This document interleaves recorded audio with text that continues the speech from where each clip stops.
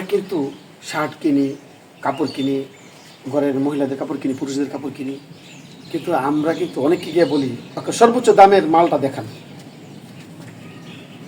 সর্বোচ্চ দামের মালটা দেখান। তাহলে আজকের বাক্য হলো আপনার সেরা যে মূল্যের জিনিসটা দেখান, আপনার সেরা মূল্য কত, আপনার দোকানের সেরা মূল্যের জিনিসটা কত।